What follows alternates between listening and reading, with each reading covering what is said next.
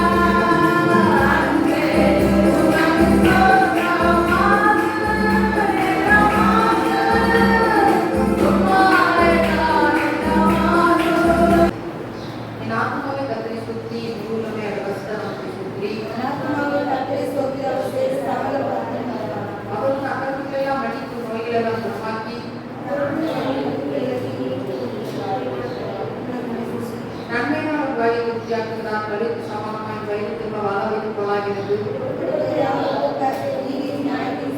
அவர் தமது வழிகளை மோசேக்கு தமது விதியை இஸ்ரவேலுக்கு தெரியப்படுத்தினார். அவர் எப்பொழுது கழுத்துள்ளார் நினைக்கு கோபப்படுகிறார்.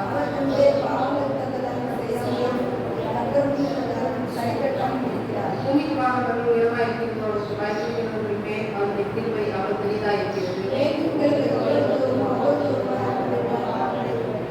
தகப்பன் தம்மை இறங்குவது போல கர்த்தர் தம் பயன்படுத்தி இறங்குகிறார். மனுஷன் பிரார்த்தனைக்குரிய பொறுப்பாய் இருக்கிறது. வெளியே புத்தகத்தை கொடுக்கிறார்.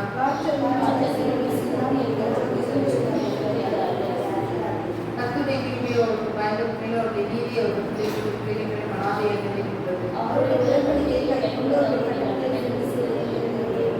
கர்த்தர் மாறாமல் சிங்காசனத்தை சாப்பிட்டிருக்கிறார். அவருடைய ராஜரீகம் சர்வத்தையும் ஆளுகிறது.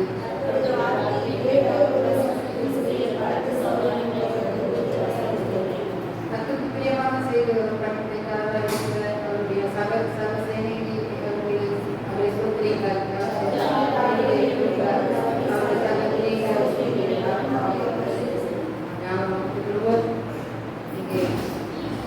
இந்த அதிகாரத்திலிருந்து தாவீது சகிதமாய் இருக்கிறது. நன்றியோடு கர்த்தரை துதிக்கிற துதியை குறித்து இங்கே தாவீது இந்த சங்கீதத்தை எழுதியிருக்கிறார். 100 வயதான இந்த காலகட்டத்திலே இந்த சங்கீதத்தை தாவீது எழுதுகிறார். இங்கே நம்ம ஷார்ட்டா பார்ப்போம். இந்த அதிகாரத்தில் என்னெல்லாம் சொல்லப்பட்டிருக்கிறது. 1வது 2வது வசனத்திலே அங்கே முழுமையான ஆராதனை கர்த்தருக்கு எப்படி நாம் ஆராதனை செய்ய வேண்டும், எப்படி முழுமையாக கர்த்தருக்கு நம்மை அர்ப்பணிக்க வேண்டும், எப்படி நன்றி செலுத்தி கர்த்தரை துதிக்க வேண்டும், ஆராதனை வேண்டும் என்று 3 பாயிண்ட் சொல்லப்பட்டிருக்கிறது. முழுமையான ஆராதனை, முழுமையான அர்ப்பணிப்பு, அப்புறம் நன்றி உணர்வுள்ள ஒரு ஆராதனை நாம் ஆராதிக்க வேண்டும் என்று சொல்லப்பட்டிருக்கிறது. அப்புறம் நம்ம 3-5வது வசனத்தை நாம் பார்க்கும்போது கர்த்தர் தரும் 5 விதமான ஆசீர்வாதங்களை குறித்து சொல்லப்பட்டிருக்கிறது. 3வது வசனம் முதல் 5வது வசனம் 5 விதமான ஆசீர்வாதங்கள் ஆண்டவர் நமக்கு வைத்திருக்கிறார். என்ன ஆசீர்வாதங்களை நமக்கு தந்திருக்கிறார்? அதாவது பாவத்திலிருந்து ஒரு மன்னிப்பு. மனுஷனுக்கு மிகவும் இந்த உலகத்துல பெரிய ஒரு முக்கியமான ஆசீர்வாதம் அவன் பாவம் மன்னிப்பு அடைவது. அது பெரிய ஒரு ஆசீர்வாதம். அந்த ஆசீர்வாதத்தை ஆண்டவர் 3வது வசனம் சொல்லப்பட்டிருக்கிறார். அக்கிரமங்களை மன்னித்து நோய்களெல்லாம் குணமாக்கி ஆண்டவர் அந்த அக்கிரமத்தை மன்னித்திருக்கிறார். பாவ மன்னிப்பாகிய ஆசீர்வாதத்தை தந்திருக்கிறார். ஆரோக்கியத்தை தந்திருக்கிறார். மீட்பை தந்திருக்கிறார். மாத்திரமல்ல மகிமையை ஆண்டவர் மகிமையினால் கடத்தினால் முடிசூட்டி 4வது வசனம் மகிமையை ஆண்டவர் நமக்கு தந்திருக்கிறார். அப்படிப்பட்ட ஆசீர்வாதத்தை 5வது வசனத்தை பார்க்கும்போது வாயை நன்மையினால் திருப்தியாக்குகிறார். ஆண்டவர் புதிய பலனை கழுகு சமானமாக புதிய வயிற்று வாழ வைத்து போலாகிறது. புதிய பலனை ஆண்டவர் தருகிறார். 5 விதமான ஆசீர்வாதம். என்னென்ன ஆசீர்வாதம்? பாவமன்னிக்கான ஆசீர்வாதம், ஆரோக்கியம், மீட்பு, மகிமை, புது பலன். இந்த ஆசீர்வாதம் ஆண்டவர் செய்தார் தந்திருக்கிறார். அவருடைய 8வது வசனத்திலிருந்து 13வது வசனத்தை வரை நாம் பார்க்கும்போது தேவனுடைய குணாதிசயங்களை குறித்து சொல்லப்பட்டிருக்கு. ஆண்டவர் எப்படிப்பட்ட குணமுள்ளவர், அவர் இரக்கமுள்ள தேவன், கர்த்தர் உருக்கமும் இரக்கமும் நீதி சமர்ந்த கிருபையும் உள்ளவர், அவர் அளவற்ற இரக்கம் நிறைந்தவராக இருக்கிறார். அப்புறம் ஆண்டவருடைய 9வது வசனம் அவர் எப்பவும் கலந்து கொள்ள மாட்டார், எப்பொழுதும் கோபம் கொண்டிருக்க மாட்டார். ஆண்டவர் கோபத்தில் கூட ஆண்டவர் நிதானமுடையவராக இருக்கிறார். கோபத்துல நிதானம் என்னென்னமோ பேசுறோம், என்னென்னமோ காரியங்கள் செய்யறோம். ஆனா ஆண்டவர் எப்பொழுதும் கோபம் கொள்கிறார், எப்பவும் கோபம் கொள்ளார், கடிந்து கொள்ளார். அவர் கோபத்துல கூட நிதானமுடையவராக இருக்கிறார். மாத்திரமல்ல மன்னிப்பின் எல்லையை குறித்து சொல்லப்பட்டிருக்கு. மன்னிப்பு எந்த அளவுக்கு ஆண்டவரால் மன்னிக்க முடியும் சொல்லி சொல்லப்பட்டிருக்கு. பூமிக்கு வாழ எவ்வளவு உயரமா இருக்கு, அவர் பயப்படுங்கிற அந்த குருவை கூட பெரிதாக இருக்கிறது. அந்த குருவை பெரிதாக இருக்கிறது. அது மாத்திரம் இல்ல, தகவனுடைய அன்பு அவ்வளவா இவர் ஆண்டவர் செய்கிறார், நமக்கு அன்பு வைத்திருக்கிறார். இப்படிப்பட்ட குணாதிசயம் படைத்தவராய் ஆண்டவருக்காக இயேசு கிறிஸ்து நமக்கு இருக்கிறார். அப்போ மனிதர்கள் 14வது வசனம் மனிதனுடைய பலவீனமும் தேவனுடைய நித்திய கிருபையை குறித்து சொல்லப்பட்டிருக்கிறது. 14வது வசனத்திலிருந்து 18வது வசனம். மனிதனுடைய பலவீனம் என்னது? 14வது வசனத்திலிருந்து 18வது வசனம். இந்த உருவம் என்னதென்று அவர் அறிவார். நாம் மண் என்று நினைவு கூறுகிறார். நாம் மண் என்பது ஆண்டவருக்கு நன்றாக தெரியும். நாம் பலவீனமான மனுஷன், நாம் மண்ணு தான். எந்த என்பதை ஆண்டவர் செய்கிறார். நினைவு கூறுகிற தேவனாய் இருக்கிறார். அங்கே நம்முடைய பலவீனத்தை ஆண்டவர் அறிந்தவராய் இருக்கிறார். ஆகவே அவர் நமக்கு நித்திய கிருபையுடன் இரக்கம் செய்கிற தேவனாய் இருக்கிறார். எப்படி தகப்பட்ட பிள்ளைக்கு இறங்குகிறார், அது போல கர்த்தர் நமக்கு பயன்படுத்தி இறங்குகிறார். நித்திய கிருபையுடன் ஏசாயா சொல்வது போல நித்திய கிருபையுடன் உனக்கு இறங்குவேன் என்று சொன்னது போல ஆண்டவராகிய கிறிஸ்து நமக்கு நித்திய கிருபையுடன் ஆண்டவர் இறங்குகிற தேவனாய் இருக்கிறார். அப்புறம் ஆண்டவர் நம்முடைய பலவீனங்களை அறிந்தவர். அதை அறிந்து ஆண்டவர் நமக்கு உதவி செய்ய வல்லமையுள்ளவராய் இருக்கிறார். ஆகவே அதிகாரத்தில் நாம் கர்த்தருக்கு எப்படி நன்றி செலுத்த வேண்டும்? முழு உலகோடு பலத்தோடு நம்ம நினைச்சோம். அவரை அன்பு கூற வேண்டாம், சோதனைக்கு வேண்டாம், செய்த நன்மையை நினைச்சுக்கூடாது, ஒரு நாளும் மறக்கக்கூடாது. ஏன் மறக்கக்கூடாது? தாவி சொல்றாரு, மனுஷன் மறக்கக்கூடியவன், நன்மையில அது ஈஸியா மறந்துடுவான். ஆகவே அவன் மறக்கக்கூடாது என்று சொல்லி அங்கே நினைவூட்டுதலாக இங்கே காவல் நமக்கு சொல்கிறார். யாரும் செய்த நன்மைகளை நாம் எப்பொழுதும் மனதிலே நினைவு கொண்டவர்களால் நாம் இருந்து அவர் செய்த நன்மைகளை நினைத்து நினைத்து நமக்கு அவருக்கு நன்றி செலுத்துவோம். அவர் இந்த அதிகாரத்தில் பார்த்த ஆசீர்வாதங்கள் நன்மைகளை ஆண்டவனுக்கு வைத்திருக்கிறார். ஆகவே நம்முடைய ஆண்டவர் வைகால காலத்தில் கட்டு நமக்கு அங்கே கழுகளை போல அங்கே சமானமாய் திரும்ப வாழுவதை போல ஆண்டவர் மீண்டும் இளமையை தந்து மீண்டும் புதிய பலனை தந்து ஆண்டவர் நம்மை புதுப்பிக்கிறது இருக்கிறார். கட்டதாக வாழ்கிறார். வாசிக்கும் ஆதியாகமம் 28 15 ஆதியாகமம் 28. நான் உன்னோடு இருந்து நீ போகிற இடத்திலெல்லாம் உன்னை காத்து இந்த தேசத்துக்கு உன்னை திரும்பி வர பண்ணுவேன். நான் உனக்கு சொன்னதை செய்யும் அளவோ உன்னை கைவிடுவதில்லை என்றார். நான் உன்னோடு இருந்து போகிற இடமெல்லாம் உன்னை காத்து இந்த தேசத்துக்கு உன்னை திரும்பி வர பண்ணுவேன். நான் உனக்கு சொன்னதை செய்யும் அளவு உன்னை கைவிடுவதில்லை என்றார். அவர் உன்னோடு இருந்து உன்னை காத்து இந்த தேசத்துக்கு உன்னை திரும்பி வர பண்ணுவேன். நான் உனக்கு சொன்னதை செய்யும் அளவு உன்னை கைவிடுவதில்லை என்றார். நான் உன்னோடு இருந்து நீ போகிற இடத்திலெல்லாம் உன்னை காத்து இந்த தேசத்துக்கு உன்னை திரும்பி வர பண்ணுவேன். நான் உனக்கு சொன்னதை செய்யும் அளவு உன்னை கைவிடுவதில்லை என்றார். அல்லேலூயா. அல்லேலூயா. யாக்கோபு என்ற ஒரு மனிதனோடு தேவனாய் கர்த்தர் பேசுகிறார். நான் உங்களோடு இருக்கிறேன். அல்லேலூயா. அல்லேலூயா. ஆபிரகாமுக்கு 25 ஆண்டுகள் கழித்து ஒரு வாக்குத்தத்தத்தின் மகனை தேவன் கொடுத்தார். அவனுக்கு ரெபெக்காள் என்று சொல்லக்கூடிய ஒரு நல்ல ஒரு மணமகளை அவர் கொடுத்தார். ஆனால் அவருக்கு 20 ஆண்டுகள் குழந்தை இல்லாமல் இருந்தது. வேதம் சொல்கிறது, குழந்தை இல்லாத தன்னுடைய மனைவிக்காக ஈசாக்கு ஜெபித்தார். அல்லேலூயா. நம்முடைய வாழ்க்கையில ஒரு குறை இருக்குமானால் அந்த குறைக்காக நாம் ஜெபிக்க வேண்டும். அல்லேலூயா. இன்னைக்கு தேவன் நம்முடைய வாழ்க்கையிலே அநேக அற்புதங்களை செய்வதற்காக நாம் சரியா என்ன செய்வதில்லை? ஜெபிப்பது. அல்லேலூயா. ஜெபம் மாத்திரம்தான் நம்முடைய வாழ்க்கையிலே ஜெயத்தை கொண்டு வரும். உலகத்திலே ஒவ்வொரு பரிசுத்தவான்களிடத்திலும் கேட்டால் அவர்கள் சொல்கிற வார்த்தையை நாங்கள் அதிகமாக தேவ சமூகத்தில் என்ன செய்கிறோம்? ஜெபிக்கிறோம். அல்லேலூயா சொல்லுங்க. கர்த்தர் 2 பிள்ளைகளை கொடுக்கிறார். பிள்ளைகளை 2 பிள்ளைகளை கொடுக்கிறார். ஒரு செகண்ட் தான் மாறி மாறி பறக்க கொடுத்தது. ஏசா, 2வது பிறந்தவங்க இருக்கிறது யாக்கோபு. அல்லேலூயா. அல்லேலூயா. இந்த சுரண்டையிலே அங்கே ஒரு சகோதரி, அந்த சுரண்டை ஒரு சர்ச்சை சார்ந்த ஒரு பள்ளிக்கூடத்துக்கு நமக்கு பொறுப்பில்லை, இருந்தாலும் ஸ்தாபனத்திலிருந்து ஒரு பள்ளிக்கூடம் வைத்திருந்தார். அதில் வேலை பார்த்த ஒரு சகோதரி அங்கே ஒரு சகோதரனை விரும்பி திருமணம் பண்ணி கொண்டார். 2 பேரும் வேறு ஜாதியை சேர்ந்தவர். அப்போ ரெண்டு குடும்பமும் அவர்களை உதவிவிட்டது. இந்த குடும்பமும் பார்த்ததில்லை, அந்த குடும்பமும் அவர்களை பார்த்தது. அப்போது அவர்களுக்கு குழந்தை பிறந்தது. அவர்களுக்கு குழந்தை பிறந்து ரெட்ட குழந்தை. என்ன குழந்தை பிறந்துச்சு? ரெட்ட குழந்தை பிறந்துச்சு. நம்ம தான் போய் பார்த்து பிள்ளைகளை கிட்டத்தட்ட ஒரு 6 மாசம் வீட்டில் வச்சு வளர்த்து திருப்பி அனுப்பினாங்க. பிள்ளைகள் பெரிய பிள்ளைகளா இருக்கிறாங்க. அப்போ ஒரு குழந்தை பிறந்தாலே அதை வளர்க்கிறது என்னது கஷ்டமான காரியம்.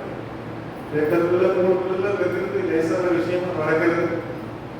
ஒன்று இங்கே ஓடும், ஒன்று அங்கே ஓடும். ஒரு நாள் என் மனைவி வீட்டில் மீன் குழம்பு சுட சுட எடுத்து கால் வச்சிருந்தாங்க. என் மகள் ஏஞ்சல் சின்ன குழந்தையா இருந்தாங்க. அப்போ குழுக்குழுன்னு வீட்டுக்கு ஓடுவோம். நடக்கிற கொண்டு போய் காலை கவனிட்டான். கொதிக்கிற மீன் கூட கொண்டு காலை கால் அப்படியே வெந்து போயிடுச்சு. நாங்கள் போய் கத்தனை கிருவினாலே கத்தரவின் ஒரு சுகத்தை கொண்டாடுறோம். ஹல்லேலூயா. அப்போ பிள்ளைகளை வளர்ப்பது என்பது சாதாரண விஷயம் அல்ல. அதை ஆளாக்கி கொண்டு வருவது என்பது பெரிய ஒரு சவால் நிறைந்த ஒரு காரியம். ஹல்லேலூயா. இப்போது இந்த 2 பிள்ளைகளுக்கும் சண்டை வருகிறது. வேற ஒண்ணும் இல்லை. ஒரு நாள் நல்ல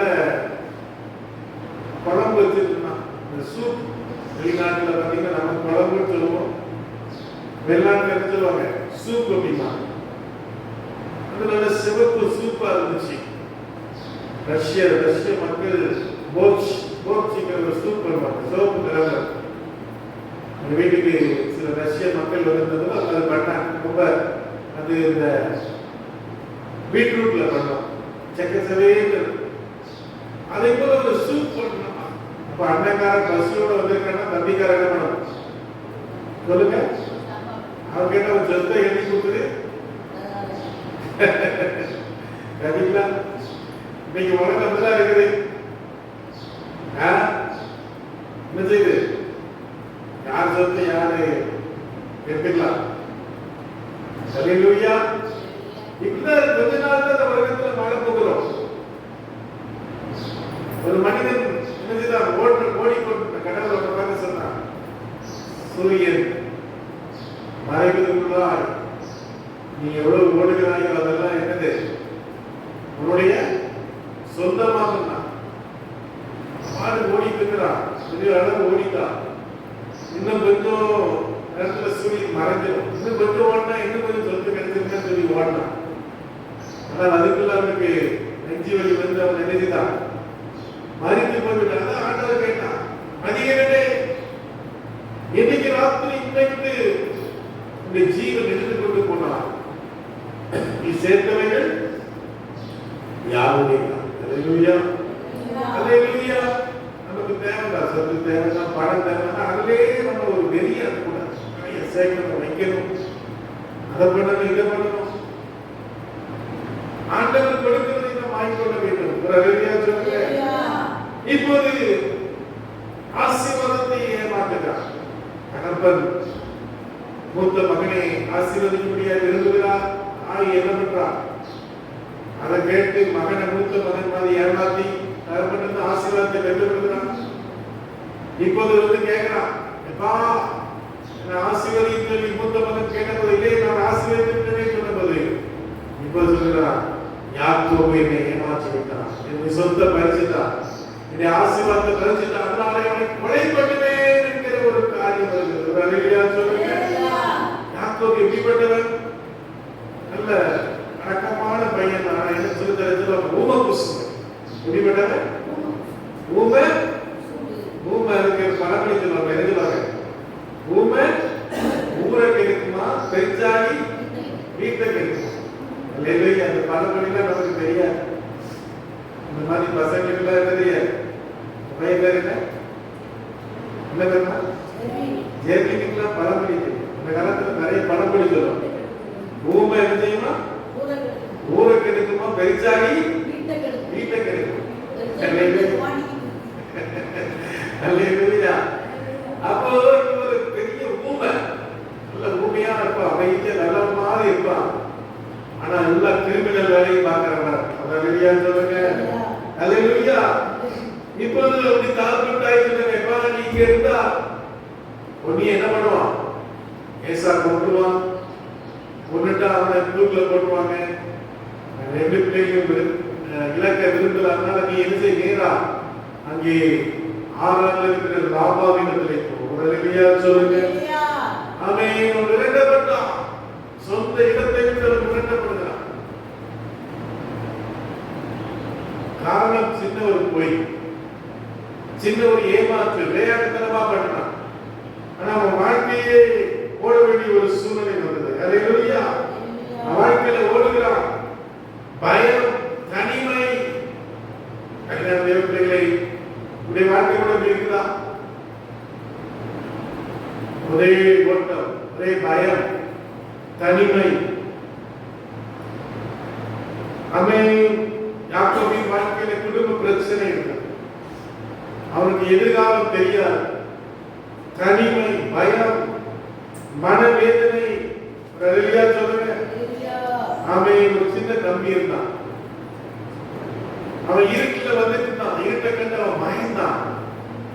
அவனுடைய தகப்பனார் அவனை பார்த்து சொன்னார், மகனே பயப்படாது, நான் பின்னால வருகிறேன். அல்லேலூயா சொல்லுங்க. நீங்க ஆண்டவர் அதான் சொல்றாரு. என்ன சொல்றாரு?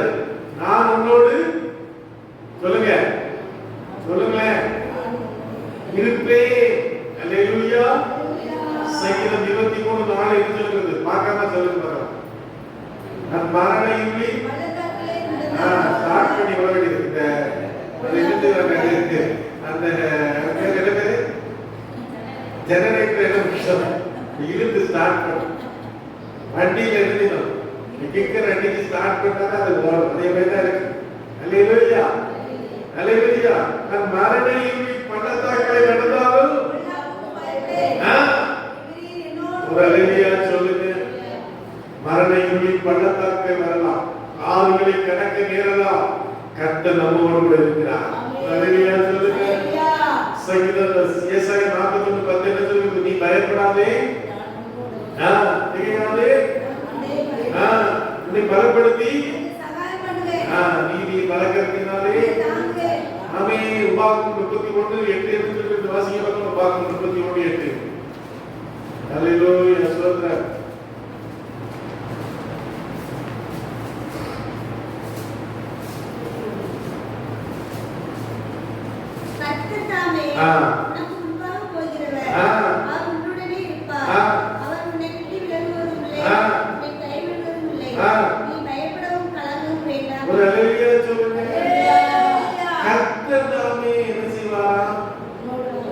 உனக்கு முன்பாக இஸ்ரவேல் ஜனங்கள் 40 வருஷம் எதில் நடந்தாங்க?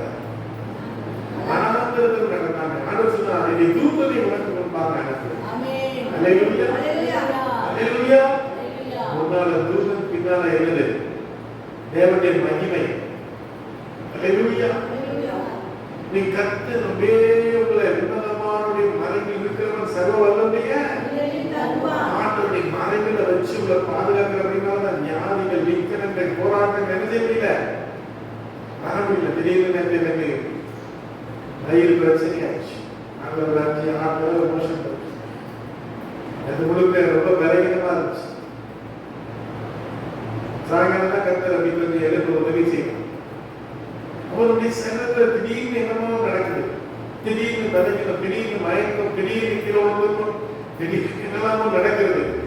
ஆண்டவர் நம்ம ஒவ்வொரு நிமிஷம் கர்த்தர் தாமே உனக்கு முன்பாக போகிறார். கர்த்தர் தாமே உன்னோடு இருப்பார்.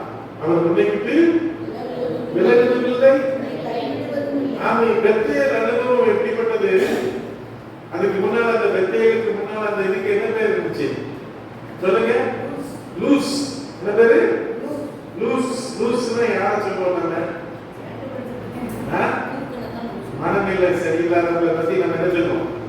லூஸ் அப்படின்னு சொல்லுவோம். அல்லேலூயா. அல்லேலூயா.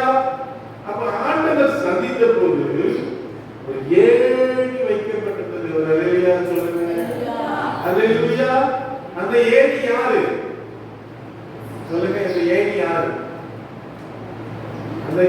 யாருமா? ஏனி ஆண்டவராகிய இயேசு கிறிஸ்து. ஒரு அல்லேலூயா சொல்லுங்க. ஆண்டவர் யோவான் 1ஆம் அதிகாரத்திலே 52 53 வசனத்தில் இருக்கிறார். இது முதல் மனுஷகுமாரன் வானத்திலிருந்து ஏறுகிறதை இறங்குறதை நீங்கள் ஆண்டவர் சீஷர்களுக்கு சொல்லும்போது சொல்றார். அல்லேலூயா. அப்ப அருமையான தெய்வ பிள்ளைகளே, மனிதன் தேவனை என்ன செய்ய முடியாது? அடைய முடியாது. தேவன் தாமே இறங்கி வந்து மனிதனை என்ன செய்தார்? மீட்டார். ஒரு அல்லேலூயா சொல்லுங்க. அல்லேலூயா. உங்களையும் என்னையும் ஆண்டவராய் கர்த்தர் என்ன செய்தார்? மீட்டார். யோவான் 14:6 என்ன சொல்கிறது? யோவான் 14:6 1 தீமோத்தேயு 2:5 வாசிங்க. யோவான் 14:6 வாசிக்கும் போது வாசிங்க. நானே வழியும் சத்தியமும் ஜீவனுமாய் நானே வழியும் சத்தியமும் ஜீவனுமாய் இருக்கிறேன். அப்படிங்கிற இடத்துல நானே, I am the way, I am the truth, I am the life. அல்லேலூயா சொல்லுங்க. நான் தான் வழி. மதுரைக்கு எப்படி போகணும்னா நீங்க என்ன சொல்லுவீங்க? மதுரைக்கு எப்படி போகணும்னா என்ன சொல்லுவீங்க? புது பஸ் ஸ்டாண்ட் போய் மதுரை போற பஸ்ஸை பார்த்து என்ன செய்யணும்? மதுரையில ஏறி மதுரையில போனீங்கன்னா என்ன செய்வான்? உங்களை கொண்டு விட்டுருவான். அதே போல இந்த உலகிற்கு வழி ஒளி யார் என்றால் ஆண்டவராகிய இயேசு கிறிஸ்து. அல்லேலூயா. அல்லேலூயா. ஆண்டவர் யாருக்கெல்லாம் இருந்தார்? யாத்திராகமம் 33:14 ஆண்டவர் மோசேயை பார்த்து சொன்னார், என் சமூகம் நான் உனக்கு சொல்லுங்க. சொல்லுங்க, சொல்ல மாட்டீங்களா? சொல்லிட்டீங்க, அடுத்தது தெரியாதா? என் சமூகம் நான் உனக்கு இளைப்பாறுதல் தரும். நான் உனக்கு என்ன தருவேன்? வருத்தப்பட்டு பாதம் சுமக்கிறவர்களே நீங்கள் எல்லாரும் ஆண்டவர் அன்னைக்கு மோசேயை பார்த்து சொல்லிட்டார். என்ன சொன்னார்? என் சமூகம் என்ன செய்யும்? My presence. Presence என்னது? நம்முடைய நம்ம இங்க இருக்கிற presence. நமக்குள்ளேயே ஆண்டவர் இருப்பார். அல்லேலூயா. ஆதியாகமம் 39:2 சொல்கிறது, கர்த்தர் யோசேப்போடு இருந்தார், அவன் எப்படி மாறினான்? காரிய சித்தி உள்ளவனாய் மாறினான். அல்லேலூயா சொல்லுங்க. கர்த்தர் உங்க கூட இருந்தா என்ன செய்வார்? நீங்கள் செய்கிறது யாவை என்ன செய்வார்? சொல்ல தொட்டதெல்லாம் என்ன ஆகும்? தொட்டதெல்லாம் என்ன ஆகும்? ஒன்னா நீ செய்யறதெல்லாம் அது வாய்க்கும். நீ செய்யறதெல்லாம் அது என்ன செய்யும்? பெரிய ஒரு ஆசீர்வாதம் உண்டாகும். அல்லேலூயா. ஆமென். ஆண்டவர் தாவீதோடு சொன்னார், நான் தாவீதோடு கூட இருப்பேன், என் கிருபை அவனை விட்டு நான் என்ன செய்ய மாட்டேன்? விலக்க மாட்டேன். அல்லேலூயா சொல்லுங்க. 2 தீமோத்தேயு 4:17 என்ன சொல்றது? வாசிங்க. 2 தீமோத்தேயு 4:17.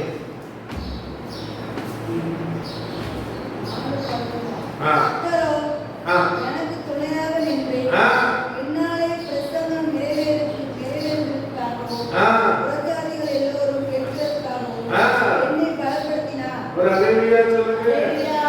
கர்த்தரோ எனக்கு துணையாக நின்றார். ஒரு அல்லேலூயா சொல்லுங்க. பவுல் போன இடமெல்லாம் அவனுக்கு என்ன வந்துச்சு? சொல்லுங்க. அவனுக்கு எதிர்ப்புகள், போராட்டம், அவனை அடிச்சு உதச்சி சிங்கக்கம்பியில வச்சு அவனை சிறைச்சாலையில வைத்து அவனை நொறுக்கி அவன் பலவிதமான காரியங்கள் செய்த போது அவன் சொல்ற கர்த்தர் என்னோடு எனக்கு துணையாக இருந்தார். அல்லேலூயா. தாவீது சொல்றான், கர்த்தர் எனக்கு துணையாக இல்லாவிட்டால் என்னுடைய உபத்திரவத்திலே நான் நிற்பேன். சொல்லுங்க. ஆண்டு செத்து போயிருக்கேன். ஆண்டவர் மட்டும் என் கூட இல்லைன்னா எனக்கு வந்து நெருக்கங்கள், எனக்கு வந்து போராட்டங்கள் நான் என்ன செய்திருப்பேன்? சொல்லுங்க. அல்லேலூயா. மக்கள் விட்டு போகலாம். அல்லேலூயா. மக்கள் இன்னைக்கு ஏடிஎம்கேல இருப்பாங்க, தாரை காலத்து மாறுவாங்க, அப்புறம் அடுத்து ஒவ்வொரு கட்சியா போவாங்க. கட்சிகள் மாறலாம், ஆட்சிகள் மாறலாம், தேவன் நம்மை விட்டு போகிறார். அல்லேலூயா. ஆண்டவர் எங்கெல்லாம் நம்மை பாதுகாப்பார், எங்கெல்லாம் நம்ம கூட இருப்பார் சொல்லுங்க. நம்முடைய பயணத்திலே, நம்முடைய வேலை ஸ்தலத்திலே, நம்முடைய குடும்பத்திலே, நம்முடைய ஊழியத்திலே, நாம் வியாதி கொண்டிருக்கும் போது, நம்முடைய போராட்டத்திலே ஆண்டவர் நம்ம கூட இருப்பார். அல்லேலூயா. அல்லேலூயா. தானியேல் என்ன பண்ணார்? தானியேல் என்ன பண்ணாரு? 3 பேர் என்ன பண்ணாரு? ஜெபம் பண்ணாரு. அவர் கிடைச்ச பரிசு என்ன? சிங்கக்கெபி. வெளியே சொல்லுங்க. ஆண்டவர் சிங்கக்கெபியில் அவரோட இருந்தாரா இல்லையா? ஆமென். வெளியே சொல்லுங்க. தானியேலே, இடைவிடாமல் ஆராதிக்கிற தேவன் உன்னை சிங்கங்களை பார்த்து தப்புவிக்க வல்லவராய் இருந்தார். அல்லேலூயா. சாத்ராக், மேஷாக், ஆபேத்நேகோ என்ன பண்ணாங்க? அவங்க ராஜாவை ஆராதிக்க மாட்டோம், கர்த்தராகிய தேவனை மட்டும்தான் ஆராதிப்போம் சொன்னாங்க. என்ன பண்ணாங்க? அவங்களை தூக்கி அக்கினி குண்டம், 7 மடங்கு அக்கினி எரிகிற ஒரு இடத்துல என்ன பண்ணாங்க? அவங்களை போட்டாங்க. வெளியாச்சும் கர்த்தர் அவர்களை பாதுகாத்தார். யோனா எத்தனை நாள் மீன் வயிற்றுல இருந்தாரு? 3 நாள். ஆக்சுவலா மீன் என்ன பண்ணும்? அப்படியே என்ன பண்ணும்? மீன் வயிற்றுல இருந்தா என்ன அவங்க யோசித்து பாருங்க. ஜீவன்லாம் போயிடும். மூச்சு திணறி என்ன ஆயிப்பாரு? செத்தே போய்ப்பாரு. ஆனா 3 நாள் கர்த்தர் அவர் கூட இருந்தார். அல்லேலூயா சொல்லுங்க. சங்கீதம் 121 சங்கீதத்திலே என்ன சொல்லப்பட்டிருக்கிறது? கர்த்தர் என்ன செய்வார்? வாசிங்க. சங்கீதம் 121 சங்கீதம் என்ன சொல்கிறது? வாசிங்க.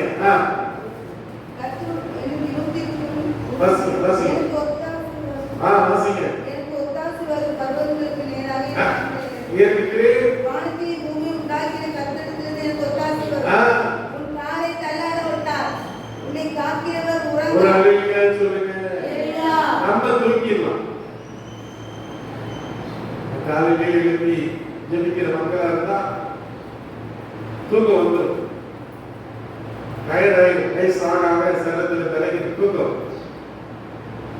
ஆனது நான் தூங்கிறது இல்லை, நான் விழிச்சிருக்கிறேன். ஒரு அல்லேலூயா சொல்லுங்க. அல்லேலூயா. அல்லேலூயா. அப்போ யாக்கோபு திரும்பி வர பண்ணுங்க. தேவன் 20 ஆண்டுகளுக்கு முன்பதாக அவர் அந்த பெத்தேலை விட்டு கடந்து சென்றார்.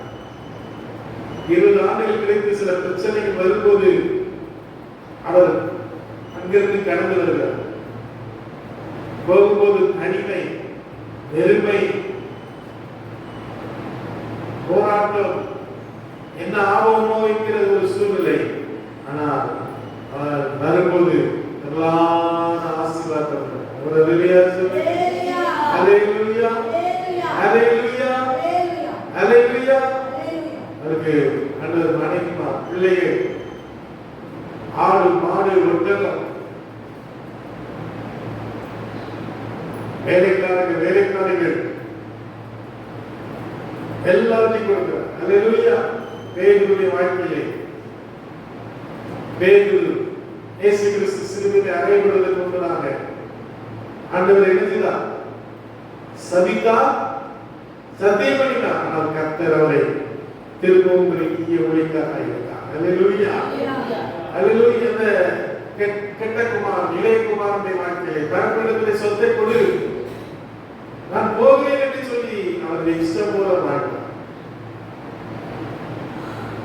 ஒரு நாளைக்கு மனம் திரும்பி அவரிடத்தில் வந்தபோது, தகப்பனிடத்தில் வந்தபோது தகப்பன் அதை ஆசீர்வதித்தார். அல்லேலூயா. அப்ப ஆண்டவர்களை ஒரு நாள் கைவிட மாட்டேன். அல்லேலூயா. அல்லேலூயா. கைவிட மாட்டேன். வேதத்திலே மிக முக்கியமான ஒரு வாக்குத்தத்தம் என்னது? நான் உன்னை விட்டு அல்லேலூயா சொல்லுங்க. எல்லாரும் விலகி போகலாம். ஒரு நாளிலே எல்லாரும் இந்த உலகத்தை விட்டு போக வேண்டிய ஒரு சூழ்நிலை வரும். நமக்கு யாருமே இல்லையே என்று ஏங்கலாம். அல்லேலூயா. ஆண்டவர் நம்ம கூட இருப்பார். அல்லேலூயா, அல்லேலூயா. எசாயா 46 அதிகாரத்தில் சொல்லுகிறார் 43 தாயின் கர்ப்பத்தில் உற்பத்தியானவர்கள் நான் உங்களை தாக்கினேன், ஏகினேன், சுமந்தேன்,